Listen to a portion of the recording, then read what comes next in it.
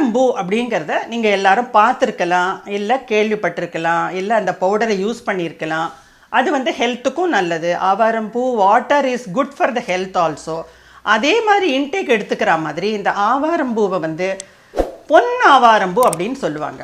அது ஏன் அப்படி பொன் ஆவாரம்பூ அப்படின்னு அதுக்கு பேர் வந்ததுன்னா, அது கொடுக்குற கலர் வந்து பொன்னிறமான கலர் கொடுக்கும் அப்படிங்கிறது ஒரு ஐடியா. பொன்னிறமான கலர்னா நம்மளோட கலரை திருப்பி கெடுக்கும்.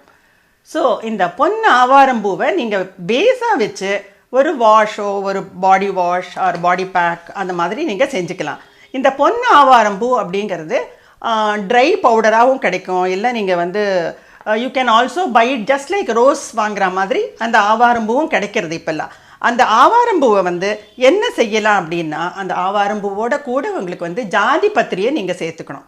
ஜாதி பத்திரிங்கிறது லிட்டில் காஸ்ட்லி, நம்மளோட ஹர்பில் காஸ்ட்லி ஆனாலும் அது கொடுக்குற எஃபெக்ட் என்னென்னா இந்த ஆவாரம்பூவோட அது நல்லா மர்ஜ் ஆகும்.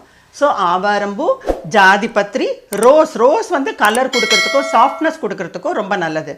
ரோஸ் போட்டு அதிலே வந்து நீங்கள் இன்னும் கொஞ்சம் சம்மர் ஃப்ளவர்ஸை நீங்கள் ஆட் பண்ணலாம், செண்பகப்பூ ஆட் பண்ணலாம். இந்த மாதிரி ஆட் பண்ணி கொஞ்சம் பார்லி பவுடரையும் சேர்த்து கலந்து அதை வந்து நீங்கள் ஃபேஸ் பேக்காகவும் ஃபேஸ் வாஷாகவும் யூஸ் பண்ணும்போது உங்களுக்கு இழந்த கலர், என்ன கலரை நீங்கள் இழந்திருக்கீங்களோ அது கண்டிப்பாக உங்களுக்கு வரும். நான் வந்து பிறக்கும்போது என்னோடய குழந்தை முதல்ல நல்ல ஃபேராக இருந்தா, என்னோட டாட்டர் முதல்ல ஃபேராக இருந்தா அப்படின்னு நிறைய பேர் சொல்லுவாங்க. அந்த மாதிரி ஃபேர்னஸ் எல்லாம் டெஃபினட்டாக உங்களுக்கு திரும்ப கிடைக்கிறதுக்கான 100% வாய்ப்பு இந்த ஆவாரம்பூ பேக்கில் இருக்குது.